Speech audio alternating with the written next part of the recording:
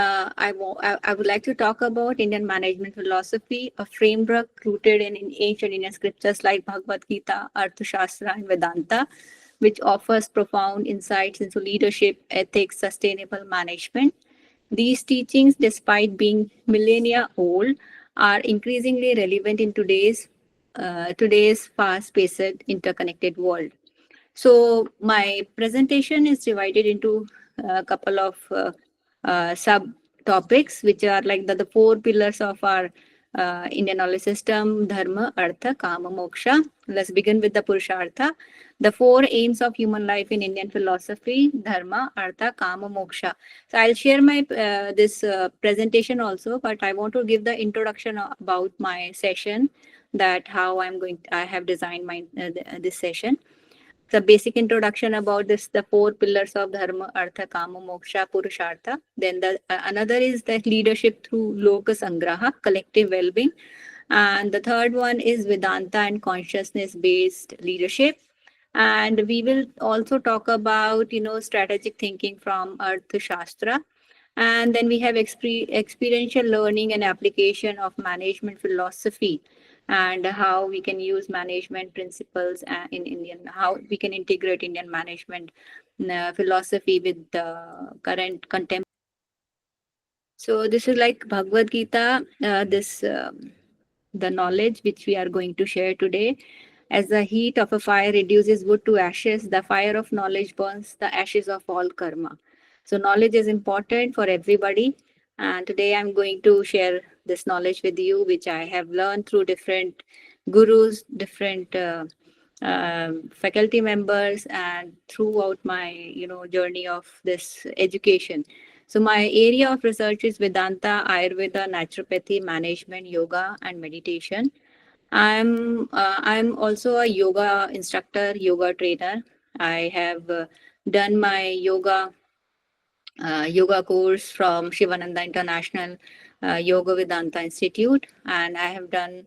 I'm also a meditation certified meditation practitioner. I teach yoga and meditation to our faculty members and students also, twice a week. It's like a contribution, not just as a, I want to contribute in the society. That's why I am doing this work towards the well-being of all the people. And it's like free of cost. I'm not charging for these classes, and like say just a contribution for the well-being of humanity. And also Vedanta, I'm more inclined towards the Upanishads, and I'm this Bhagavad Gita and Vedanta. And Ayurveda, I'm a certified this Saundarya certified, this is called how to make products, Ayurveda products. I'm also certified this dietitian in Ayurveda, and I have also done naturopathy courses like nature and cure, and the management is my basic foundation of the knowledge. I have done MBA in management, HR, and OB, and then I have done my PhD in management, postdoctorate in Indian knowledge system from IIM Bangalore. And like these are my interest area, and since my childhood I'm very inclined towards Indian knowledge system and our Veda, Upanishads, and Bhagavad Gita. Since my childhood I've been chanting this Bhagavad Gita. So I understand, this because my education is from management field. So I know how to integrate this management knowledge with IKS, Indian knowledge systems. So my topic starts from, this is like WHO's 10 threats to global health in 2019. This is the data I have taken from the internet. You can go and check on the WHO, where we are, see, if you air pollution and climate change, it is there, non-communicable diseases, global influenza pandemic, fragile and vulnerable settings. So my more focus is on non-communicable diseases such as diabetes, cancer, heart disease, and these uh, please put your this on mute only. non-communicable disease such as diabetes, cancer, and heart diseases. My research started, from this non-communicable diseases. When I was doing my management, I was interested in different fields of IKS, especially Ayurveda and yoga meditation. So that time I was thinking about how we can have a sustainable model where we can contribute in people's lives, so that we can have a balanced approach towards this earth also. So this is like I want to talk about the dharma. We all are from IKS background only, but we know about the dharma. And but from my perspective, what is dharma is like that the word means driyate lokaha nena dharati lokam va iti. It means righteous or right action. Dharma is bound by unity of place, time, and action. In other words, what dharma, righteous, right action at one point of time need not be considered as dharma at another point of time. Therefore, the nature of dharma is very subtle. So, if I talk about this IKS, Indian Knowledge System point of view, so people they misunderstood dharma means righteous action only, but at the same time, righteous action it depends upon your circumstances also. Saving a child from dacoit and from a dacoit or some murderer, and the mother is killing this person who is trying to harm their child. That is a dharma. As per this, the Krishna says, you do your duties and don't worry about your this effort. Just do your nishkam karma yoga. It talks about that. Then the other concept, in basic foundation of Indian management philosophy is based on dharma and karma. So karma, we know that karmanyavadikaraste ma phaleshu kadashana ma karma phale hetu bhurte sango swa karmani. So you are right, is for action alone, never for the result. Do not become the agent of the action, results of action. So yes, but this also like it's difficult to understand, and there are a lot of faculty members, and we think like that we should always do our karma, and we should not think about the this results, and we should always engage in the actions. Then I will explain it with the help of some management models, which I'm going to discuss in my further proceedings. So I'll start with the evaluation of Indian management philosophy. So if you see the Indian management philosophy, as we know, the Vedic times, Vedic literature, we have this time period, and it is called ancient times, where our Upanishad, Vedic Vedas are coming from. This is a Vedic time. Then after Vedic time, we have a Kautilya time, where Arthashastra is coming, and ancient times. Then afterward, here only. Okay. Okay. Yes. Yeah. So from from management perspective, when we started this evaluation of management philosophy, how we train this management development programs, and during FDPs, we need to tell about our this evaluation of management philosophy. If we say that people say management started from new age models from 1900 from Western management, no, it started from the Vedic times, because from Vedic times we have a lot of management models which are coming from Upanishads, which are coming from different our ancient Indian scriptures. Then Kautilya Arthashastra is a famous, the first management book, which is there available in Indian knowledge systems. And then we have the Gandhi's period. Then we have Indian ethos period in 1980s. Then new age models from 1919 onwards, and India way, new management thinking and future. So this is like based on our understanding. We have published this paper also. The papers are available on international journals, and you can go and see these papers are available. We have published papers also. This like I have done my PhD under this Professor Subhash Sharma, and who's a very renowned professor in Indian management. And also I have during my PhD I worked with Professor S.K. Chakrabarti from IIM Calcutta, and who's a pioneer in Indian management philosophy.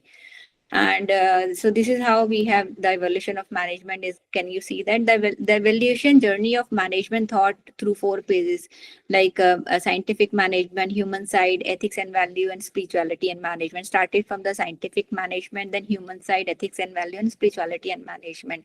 So if you see the hundreds year of management from approximately 1905 till today, approximately more than 100 years, it started from the science in management. Now people are talking about spirituality in management.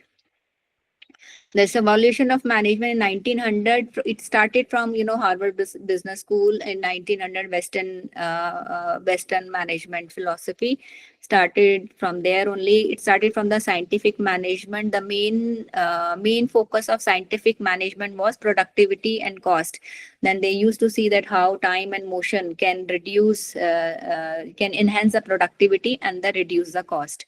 And these techniques were largely rooted in task focus and production focus only. Then moving forward from 1960s to 1990s, from 1960s to 1990s, the human side.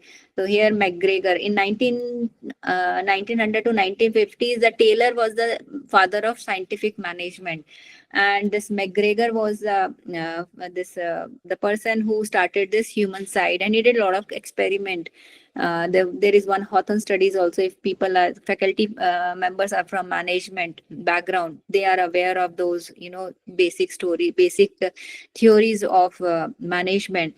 They did a lot of experiment. One of the experiments they have conducted, I just want to talk about that experiment, that if some faculty members are not from management background.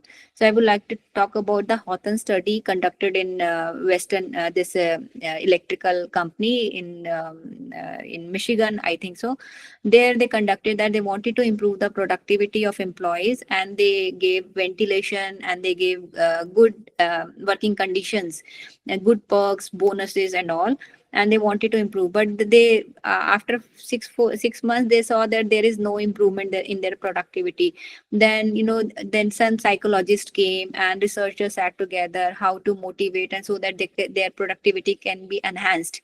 So in that ways, they conduct one study. They gave breaks during the work. In the morning they used to give tea break, then they have some this 5 minutes break, and they saw the productivity went very high.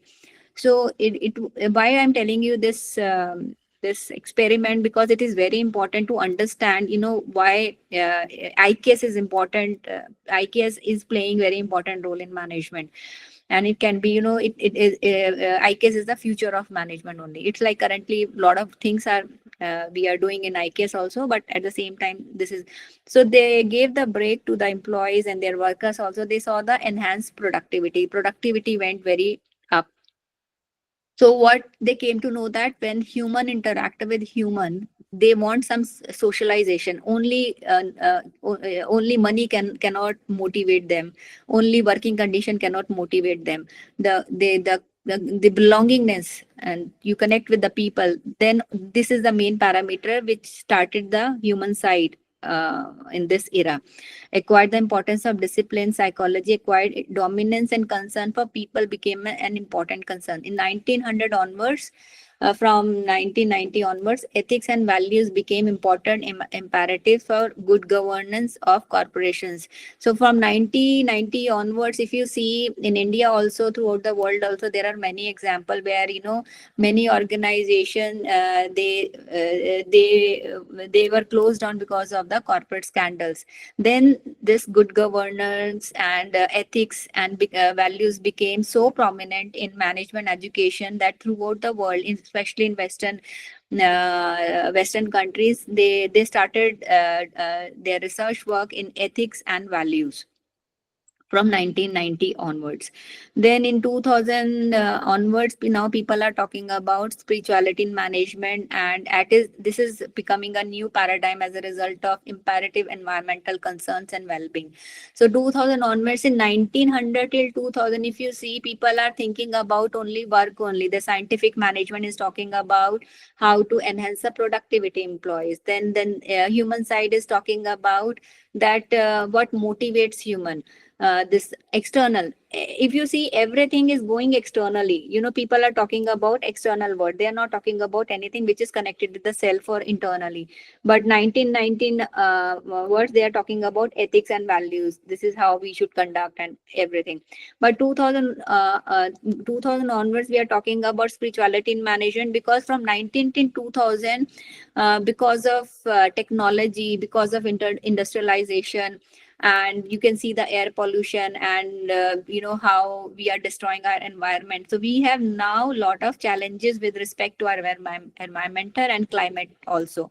So because of that, it is not at all harming our environment also, but it is also harming our this biologically also. So evolution of journey to management thought, as we have seen that there are concern influencing discipline, major focus, illustrative tools. So scientific management, human side management, ethics and management, spirituality. Concern was productivity, cost, and in human side management, people dimension, ethics and management, good governance, spirituality in management, environmental sustainability, well-being of all. Influencing discipline, engineering and economics, then psychology, then philosophy and spirituality, consciousness. Major focus on technical in scientific management, human side management, ethical behavior in ethics and management, and spirituality in management and spiritual side. Now, illustrative tool, time and motion studies, and MBO, Blake and Mountain grid management by higher objectives, higher order purpose of existence. These are the management models. In scientific management, as I said, time and motion study. Time and motion study talk about how we can reduce the motion so that the time can be saved and the productivity can be enhanced. That is was the time and motion study. And MBO is management by objectives. It was given by Blake and Mountain Grid. It talks about in management by management by objective means that how we can achieve the goals through the management and all.